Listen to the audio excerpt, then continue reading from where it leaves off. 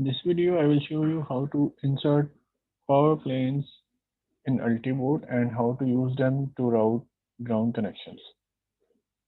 So in this board, we have routed all the connections and they are in copper top layer, but the ground connections are still unrouted and they are still left over. We can see that this pin of the capacitor must be connected to this pin, and similarly these two pins are all of these four connections are towards ground. So we will use a power plane to make these ground connections, and I will show you how to do that. Power plane is basically all of the area covered in copper, and I will show you how that looks like in 3D. So first of all, we see that the copper top tracks are visible as copper tracks in 3D layout, and you can see that these are all the routing tracks. These are on the top side, and on the bottom side there is nothing. The bottom side is empty, and there is just a single track which we used in the bottom side. So we can see that here all these tracks are in the green liquid. Of these tracks, a small section of this track is in the bottom copper layer, and this was basically necessary because there was no other way to cross this track.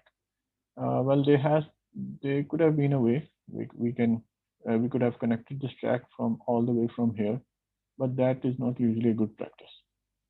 So we will make a ground plane here which will connect all these ground connections. So to make a ground plane, you have to have this thing selected. Like this should be on like this, and you should be you can be in any layer basically. So, but it is good to be in the layer which you want to insert the ground plane. So we have all the wirings in top copper layer, and we want to insert a plane in the bottom copper layer. So we select this button from here. This is power plane. When you press this button, it will open up a dialog box, and it will ask which layer do we want to insert the power plane and which net do we want to connect it from. So we want to insert it on the copper bottom layer, and we want to use net number 0 with it. Yes, net 0 is always the ground in multisim. There are some other nets as well, but we know that net 0 is always the ground.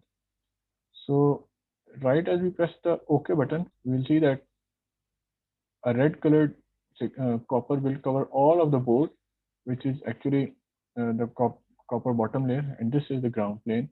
It has extended to all of the board, and it has connected all the connections which we need to connect the ground. I will show you this in 3D.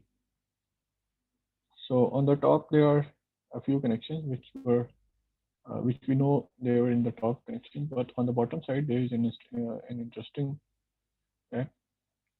Actually, we can see that all of the bottom side is covered with copper, and most of the pins are isolated from this copper plane. Only except the pins which should have been connected with the ground connection, they are connected with the plane with small connections like this. So this is how a copper plane or a power plane connects the ground connection, and this is basically how to insert the plane. Then there are a few settings which we want to adjust for the plane. If we double click the plane like this, it will open the plane properties. This should be power plane properties, and there are a few important properties here. The width of the power plane, well, this is actually not very important. The net should be, if you want to ground, then net should be 0, and the clearances to trace is an important setting. I will show you how this works.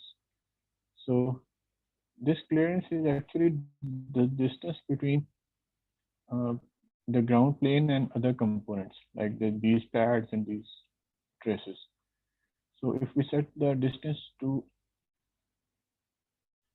trace, this is set to the default settings, use net setting. So if we set it to 20, we will we can see that this distance will increase because this is almost like 10. So if we set it to 20, this will increase. Similarly, if we set it to 40, it will increase furthermore like this.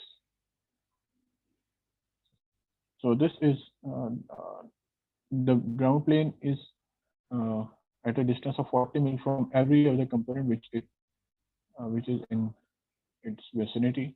So we can see from the bottom side that the ground plane is now at a larger distance. So this distance is controlled by the setting, which is called clearance.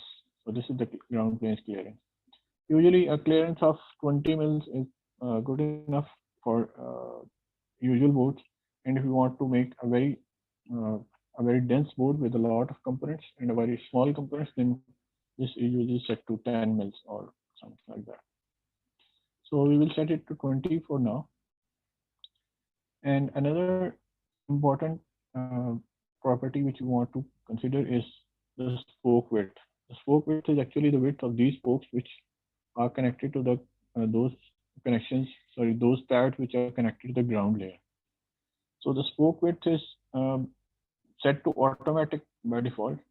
We can set it to any value. Uh, Actually, if the spokes are very wide, like very thick spokes, then it makes the board difficult to solder. So the soldering will be difficult. So a common value for this is usually equal to the clearance. So if we have a clearance of 20, then we also want to set the spoke width to 20. So this would look like this. This will ensure that the sections which are between the plane and the pad are actually square sections. So the width of the distance between these two circles is 20, and the width of this uh, spoke is also 20.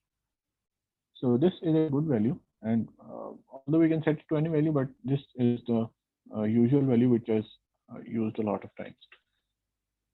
Similarly, if we decrease the spoke width, you can see that the spoke width is decreased, and this is the spokes that are used to connect to the connections which are connected to the ground plane. Similarly, if we use a wider spokes, it will allow to flow more current, but this will also make it difficult to solder because the heat will flow out of this pad into the ground plane. So 20 mils is a good number. Actually, this it is a good idea to have the clearance and the spoke width equal to the same value. And in the position, the layer is actually copper bottom, and you know what this does mean. This track is actually in the bottom copper layer. So we just press OK from here and take a final look at our board. So this is we can see that most of the traces are in the copper top layer, and